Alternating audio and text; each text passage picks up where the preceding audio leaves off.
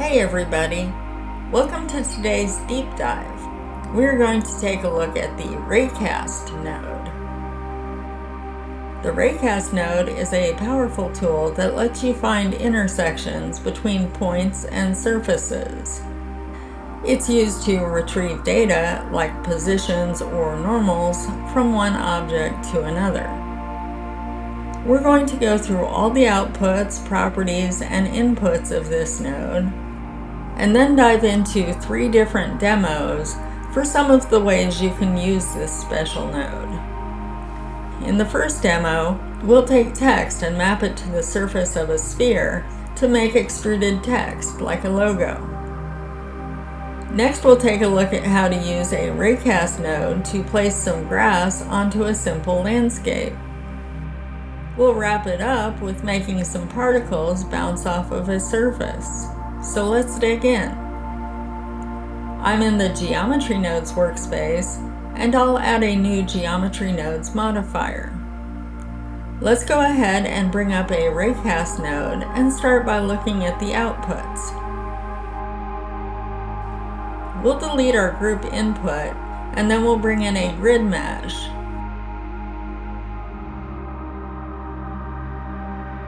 Let's set the size to 5 on both the X and Y. And we'll change the verts to 25. We'll go ahead and bring in a Join Geometry node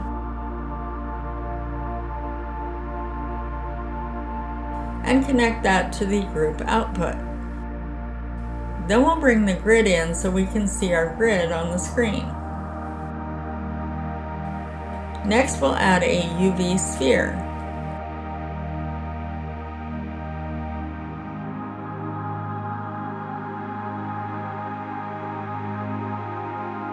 We'll add a Transform Geometry node so we can bring our sphere up on the Z-axis.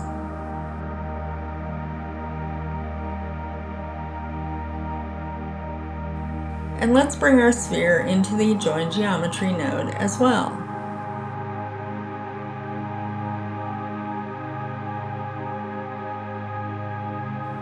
Let's plug our sphere into our target geometry. That means we're going to be casting our rays from the plane to our sphere. The rays will come from the vertices in the plane up to the sphere.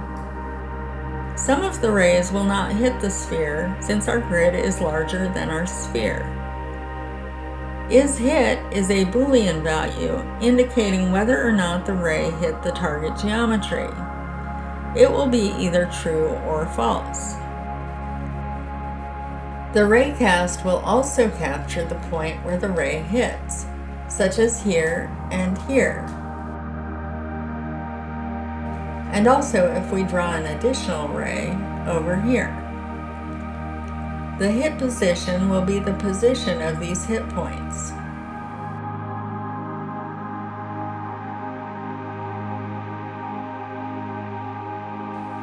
The hit normals are the normal of the target mesh at the hit point, and these will be the outward direction from our sphere. Up here, the normal would face this way, but since this is on the upper side of the target geometry, the lower points will be hit first, terminating the ray, so this normal would never be returned.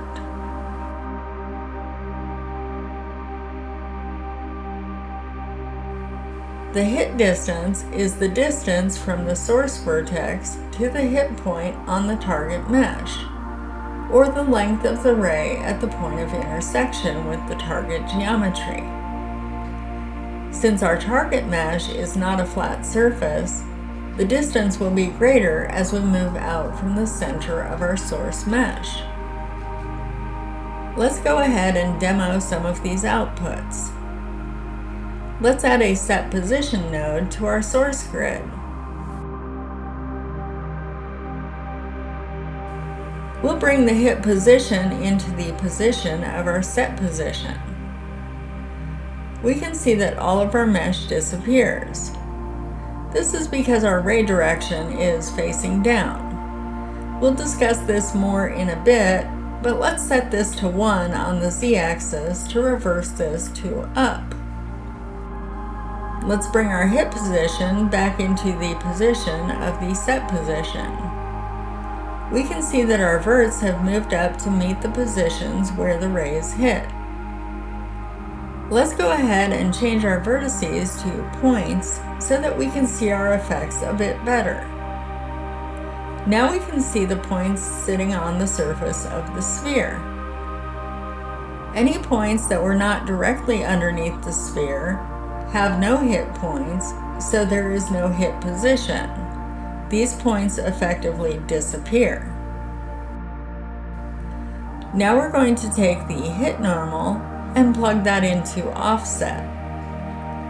This will take our points and offset them by the normal directions of the sphere. We can see that the points retain the sphere shape, but are effectively scaled up. So we have our points in a larger sphere shape than our target geometry. Next, we'll look at the hit distance. We'll bring in a combined XYZ node, and we can plug the hit distance into the z-axis. Then let's plug that into our offset instead of the normal.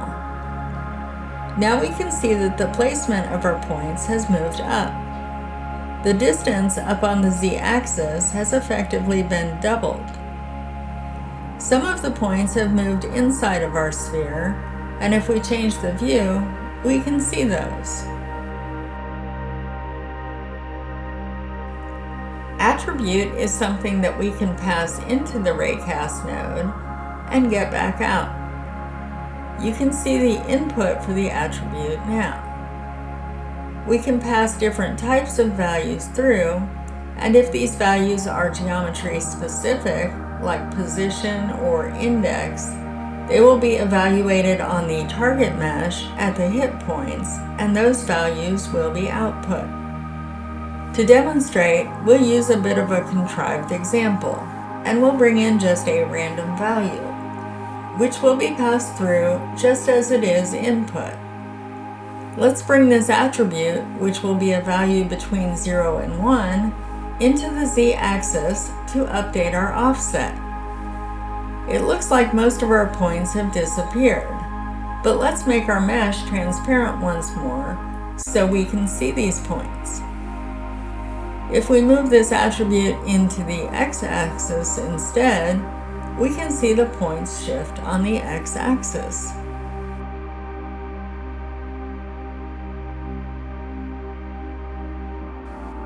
Let's go ahead and remove our attribute, and we'll talk about the source position. By default, this is the position of our source mesh, in this case the grid. So if we plug in the position node, nothing will change. Let's bring in a vertex math node.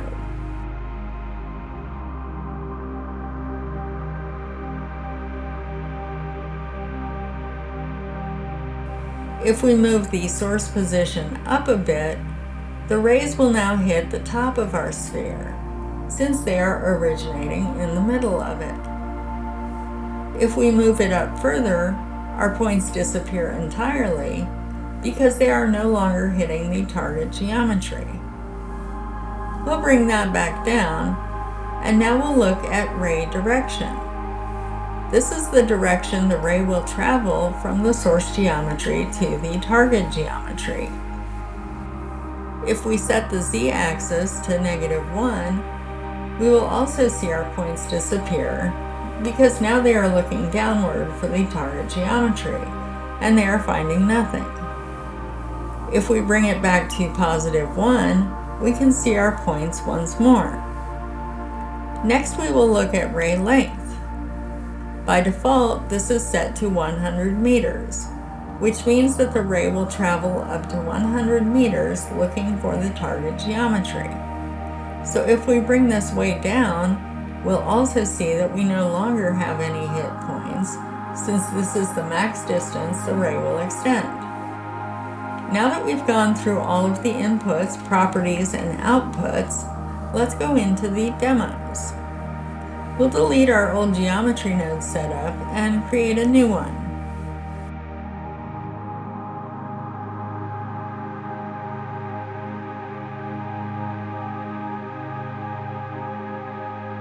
Let's delete our group input node, and let's add a UV sphere. We're going to bump our rings up to 32. Let's go ahead and bring in our join geometry node, and we'll hook everything up together. We're also going to bring our sphere's radius up to 5.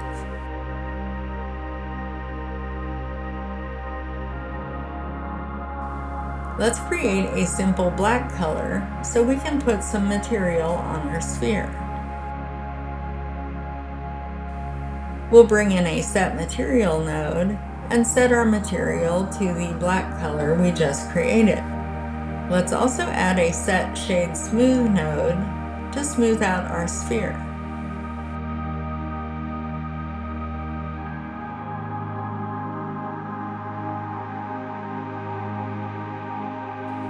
Now let's bring in our text.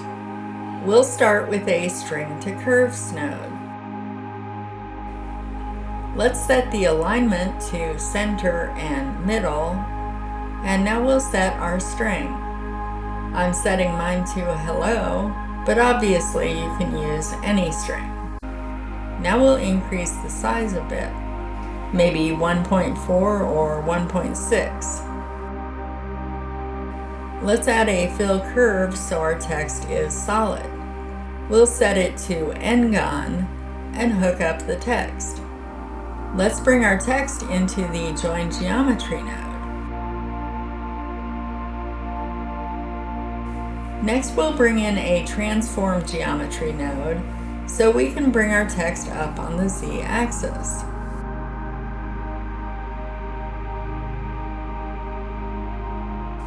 And now we can see our text.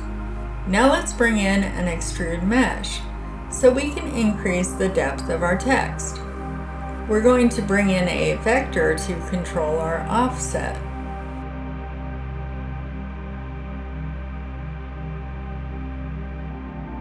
Let's adjust the z-axis value to adjust the depth of our text.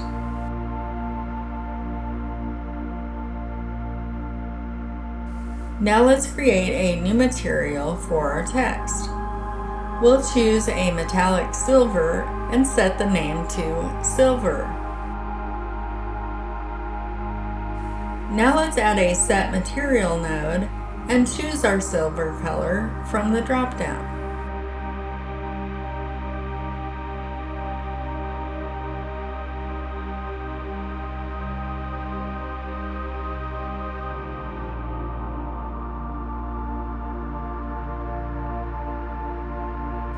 We can adjust the extrude value up or down as we see fit.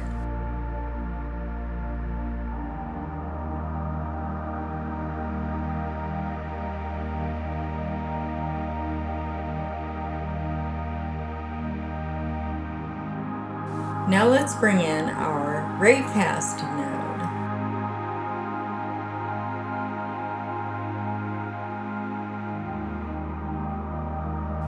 Let's bring our sphere in as the target geometry. Now we'll add a set position node for our text object. We're going to bring the hit position from our Raycast node into our position of the set position.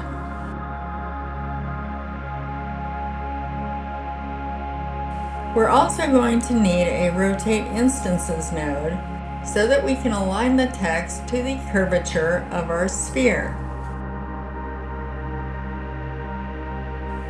Initially, let's just plug the hit normal into the rotation, and we can see that this is not exactly what we want here.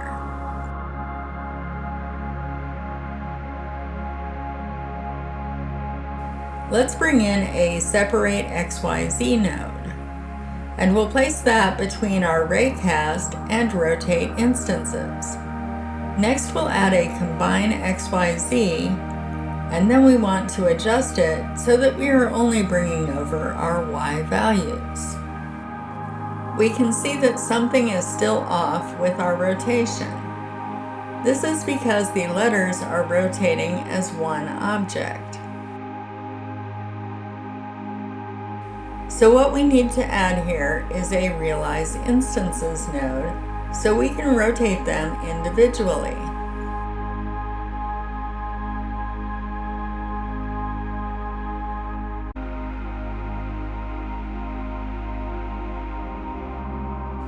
Let's bring the size of our text down quite a bit, and we can see our hello adhered to our sphere's surface. I'll tidy up the nodes and zoom in a bit before we move on.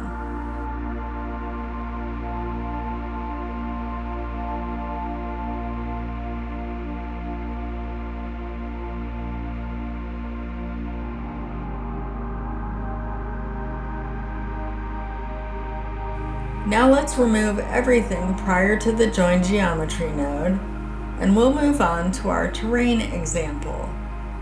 We'll add a grid that will form the base of our terrain.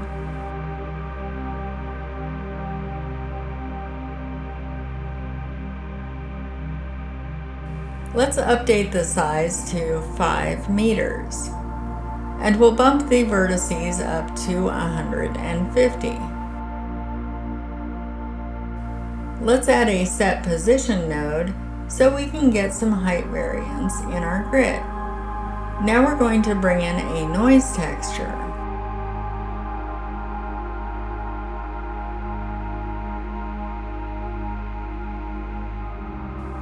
And next to that, we'll add a Map Range node. We'll bring the factor from the noise into the value of the map range.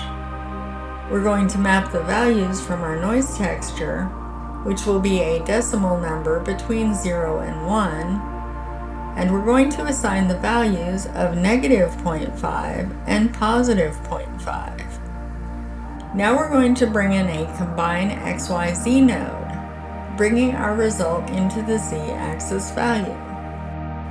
Let's bring our XYZ value into the Set Position offset.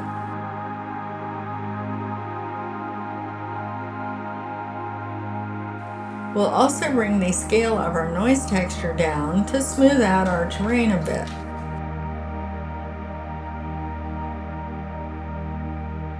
Now we've got more of a rolling texture that is less spiky. Let's go ahead and add a brown color for our earth.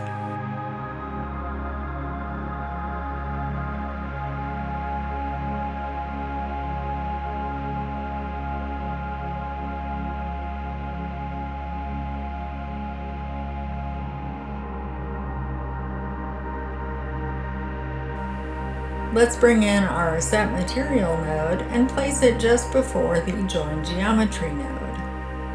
And we'll set this to our new brown color. We'll also add a Set Shade Smooth node and place that right before our Material node.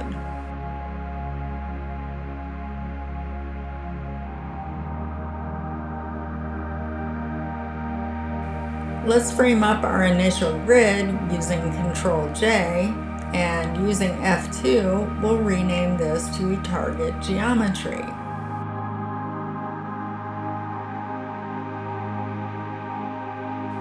We'll also frame up the Shade Smooth and Set Material nodes and label that Earth. Now let's make a copy of our grid to create some water in our scene.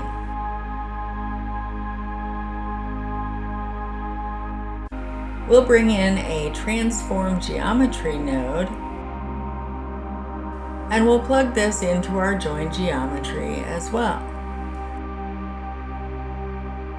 Let's adjust our water level down slightly to give us more land area. Now we're going to add a water material in the shader editor. Let's add a new slot and a new material. I've borrowed heavily from another video for this material, and I will link that in the description if you want to see the entire setup. We're going to delete the default BSDF Let's add a glass BSDF. And we'll also bring in a refraction BSDF. We'll update the IOR of the refraction BSDF to 1.3. We'll bring in a mix shader and hook up all of these nodes logically.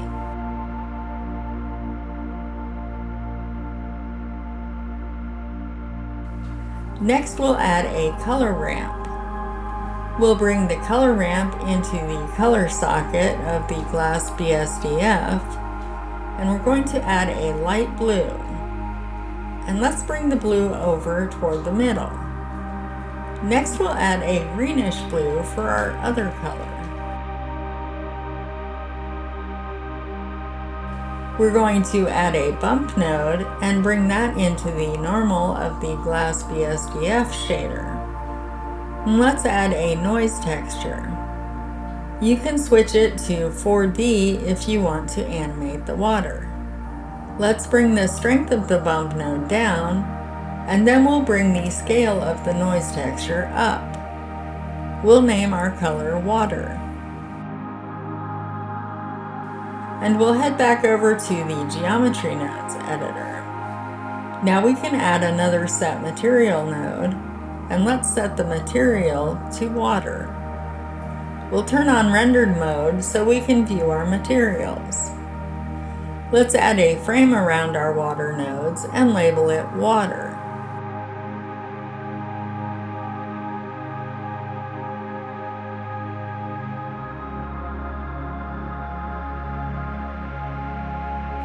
Now we can add our Raycast node. We're going to bring our target geometry in since this is where we want to place our grass. Let's add an instance on points, and we'll bring our water's geometry in for the points. Be sure to bring in the adjusted geometry from the transform geometry node and not from the base grid itself, or the grass won't place correctly. Now we'll append a file with our grass in it. This is the same grass we used on a previous video, and I will link it below. Let's drag our collection into our Geometry Nodes editor, and we'll plug this in as our instances. Let's bring this into our join geometry so we can see our grass as we adjust it. Now we have grass everywhere on our water plane, so let's first adjust it to only be on the areas above water. Let's bring the isHit Boolean value into our selection for the instances on points. And we can see that our water areas no longer have grass, but the grass is still pretty dense on our ground portions. To adjust this, let's first bring in a Math Boolean node, so we can add another condition to the selection.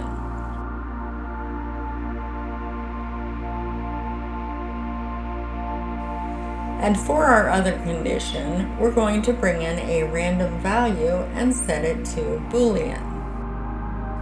We'll hook that up to our AND condition, and we can slide the probability scale to adjust the amount of grass. Now we can see some ground poking through, and that looks a little bit more realistic. Another thing that is making our grass look very uniform is that it is all rotated in the same direction. We'll adjust this by bringing in another random value and setting it to vector. And we'll plug that directly into our rotation here. Let's adjust the X and Y rotation down a bit. That's a bit better, but we can also see that our grass height does not vary with the landscape. All of the grass is placed at the same height as the water. So we're going to bring in a set position node just after the instance on points. Let's add a separate XYZ node and a combine XYZ.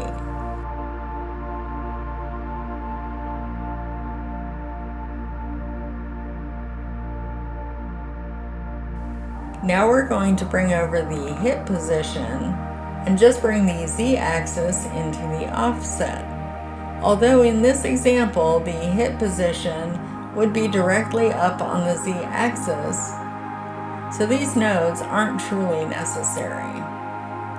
Now we can see that we have some height variance in our grass, and things are looking much more natural than before. Let's adjust our water level up and down and see how the placement of the grass changes with the amount of land showing.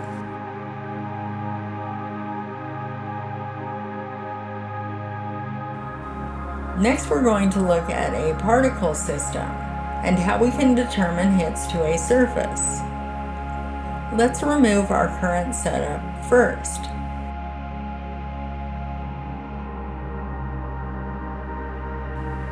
Let's bring in a UV sphere.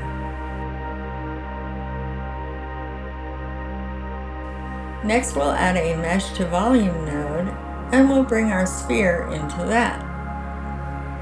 Now let's bring in a distribute points in volume node. We'll hook into that from the mesh to volume. Now we'll add an instance on points node, and we'll go ahead and hook everything up to our join geometry node. We're going to add an icosphere for our instances or particles, and we'll bring that in as our instance. These are way too big, so let's adjust the radius to about 0.05. We're also going to bump our subdivisions up to 3 for a more rounded appearance. Let's bring the density of our mesh to volume up to around 6 to give us more instances to work with.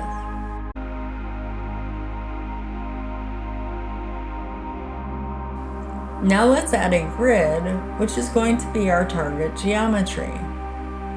Let's bring up the size to a 5x5 grid, and we'll go ahead and hook this up in our join geometry. Right now, our grid is in the middle of our instances, so let's bring in a transform geometry node to bring our grid down on the Z.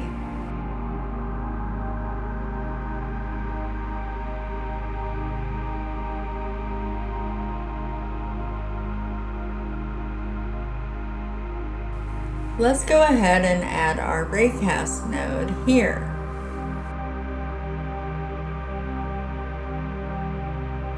We'll move our output, join geometry, and instance on points over here to make some room. Let's bring our icosphere over too.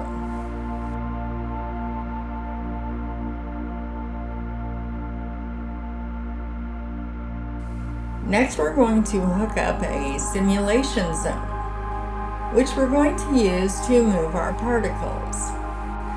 We'll put this right between our distribute points in volume and instance on points node. This is similar to a looping construct in programming. We're going to have a variable and adjust it on each iteration or frame. Let's add a store named attribute node to store our variable. We're going to name this move and set the type to vector. Next, we're going to bring in a set position node so we can update the position of our particles on every frame. Now we're going to add a named attribute node. We'll adjust it to a vector value and type our variable name move. We'll bring that into our offset. Now we need to add a value for our variable. We're also going to adjust our ray direction to a positive one on the z-axis. We'll bring in a switch node. Basically, we are testing a value, which is our switch, for a true or false. And based on that value, we use the true or false values provided accordingly. We're going to change the type of our switch to vector, which is the value type we are returning. We'll bring in the is-hit output from our Raycast node to the switch socket. Now we'll adjust our values. A hit will occur when our particles drop just below our grid plane. Since the ray direction is pointing up and our instances are our source geometry, as soon as they drop just below the surface, the is-hit will become true, and we will use our alternate value. And let's remember to hook our switch up to the value of our move variable, or attribute. I'm keeping the math fairly simple here, but you can do much more complex math, calculate gravity, and have things bounce more believably. But that is outside the scope of this tutorial. So what we're saying here is that our instances will fall at a rate of minus 0.05 meters per frame. And when they hit the surface, they will jump to 0.6 meters. And then begin falling again at a rate of minus 0.05. And now we'll play our animation and see that our instances bounce back up as they hit. We can adjust our true value in the switch to see how this affects our instances. Placing this value way down makes our instances very jittery as they hit. Since they aren't moving up much, they don't have as far to fall until a hit. That's going to conclude our discussion of the Raycast node. I hope you found this useful and informative. If you'd like to see a more in-depth exploration of the simulation zone or any other geometry node, let me know in the comments. Please like and subscribe so you don't miss future videos. I look forward to seeing you in the next one. Have a great day, and I wish you a very happy blendering.